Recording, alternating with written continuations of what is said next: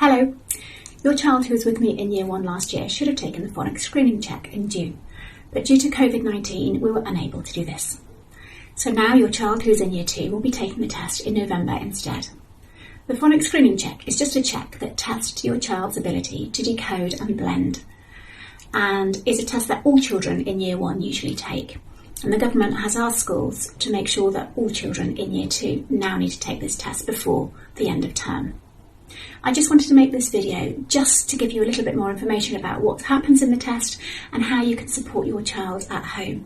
Obviously, due to lockdown, the children have missed a great deal of content from the programme that we started teaching in September last year, and so your support at home is really going to help them to do well in the test.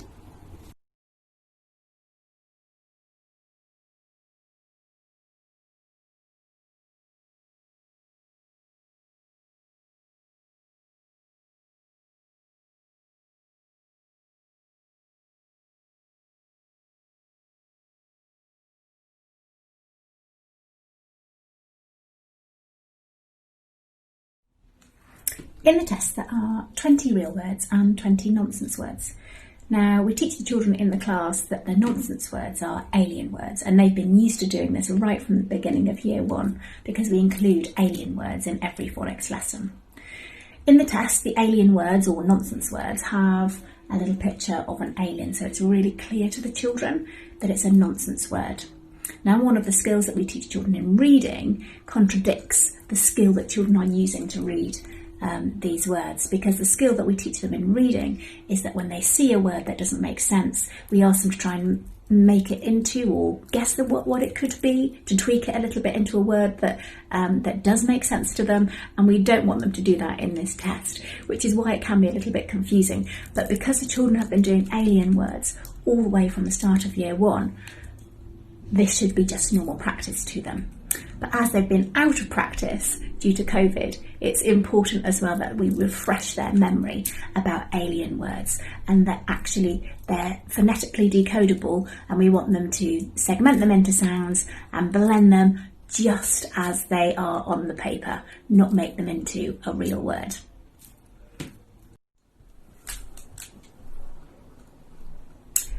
When the children are taking the test, there's only certain things that we're allowed to say to the children.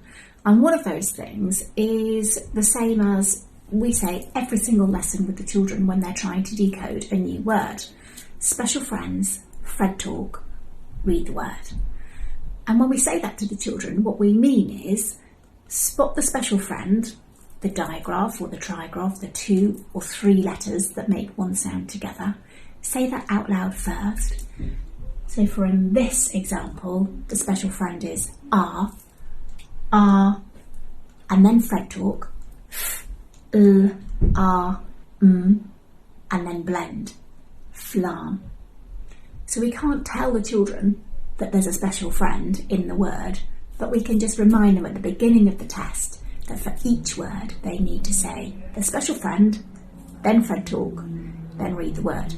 And we do this over and over again at the start of every phonics lesson. Another thing that we're allowed to do is laminate the words. So instead of having them as a sheet of words in front of them, what we do at school is we laminate each word, so the children can use a whiteboard pen if they wanted to mark out the sound patterns on that word, like you can see in the example on the screen. The special friend has got a dash underneath it, which again represents that the 2 letters are making one sound together.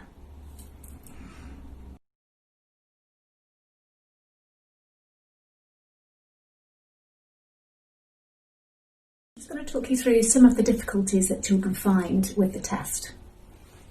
One of the things is the children can spot a digraph or a trigraph, the 2 or 3 letters that make the sound, the one sound, but often they'll spot it in the reversal in a word.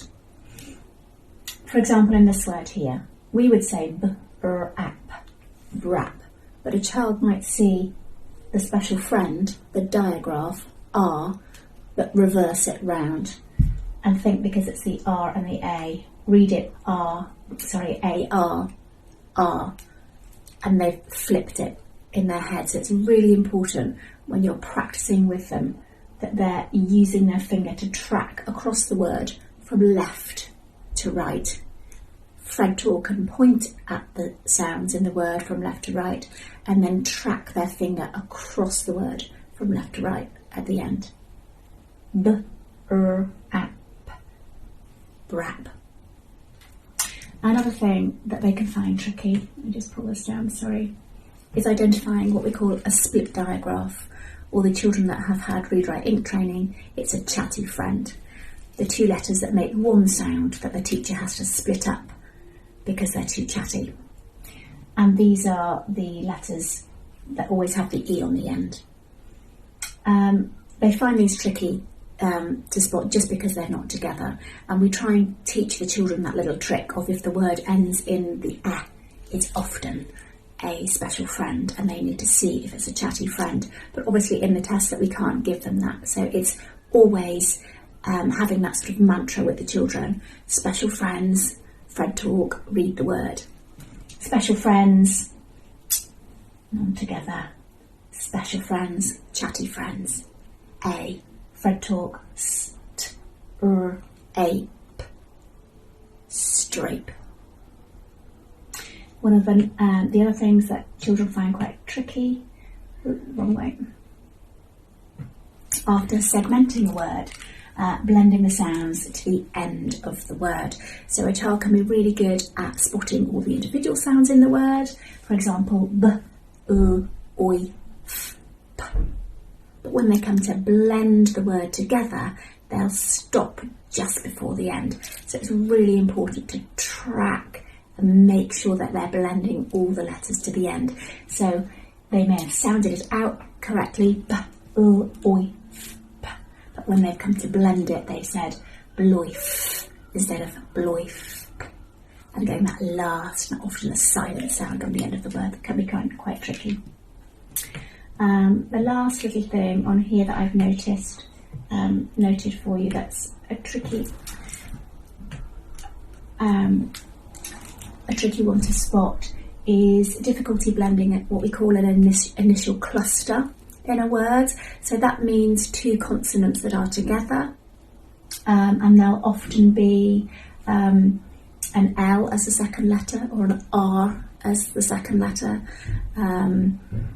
or a T as the second letter. So two consonants together sometimes can be a little bit tricky to get their mouths around.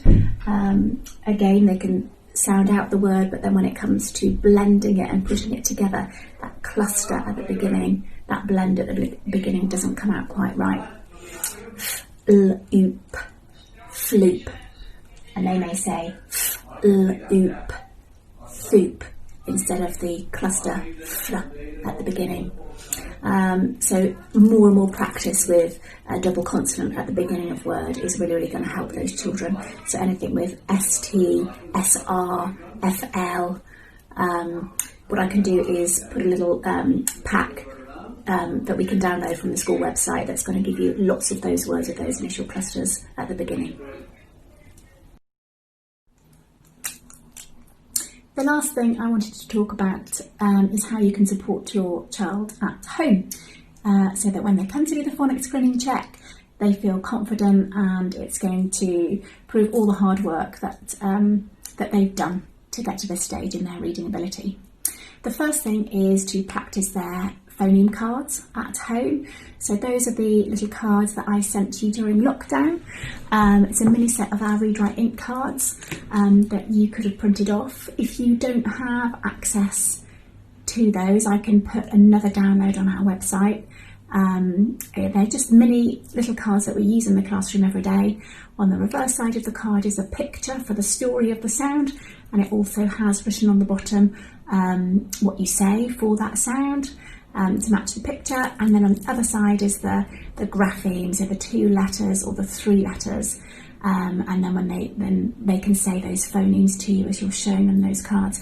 And the more that you do that in a daily sort of recap way, they're just going to keep all of those sounds fresh in their memory. The other thing that will be really, really helpful is to do some practice words at home. So what I'll do is I'll put a pack on our website that you can download, and it will include lots of those trickier patterns, so like the initial clusters at the beginning of words, the double consonants that children find a little bit tricky to get their mouths around, some of the split digraphs, and also some words that have the same two letters that may be in a digraph, but the other way round. So actually it tries to trick the children, and they think, oh yeah, that is the R sound or the or sound, when in fact it's not. So I'll include some of those as well, and they have to be detected to see whether it is the special friend or it's not. If it's written the wrong way, it's not a special friend. The very last thing, and probably the most important thing really, is to use that mantra at home that we use at school, so the children just do it all the time naturally. When they're stuck on a word, when they're trying to decode something new, they say the special friend first. So they must identify the digraph first, so the 2 letters or the 3 letters first, and say it out loud. If they do that, it's there in their head, so when they come to Fred Talk, they can hear it, so it goes into that word much easier when they come to blend it. So we say special friends, Fred Talk, read the word. Special friend is the digraph, Fred Talk is the sound talking all the way through the word, and then reading the word is blending it left to right. And this finger is also really, really important, because when they're tracking the word, they should be pointing left to right and then blending and reading the word with their finger from left to right. Any support you can give the children at home is really going to help them, and we really appreciate your support.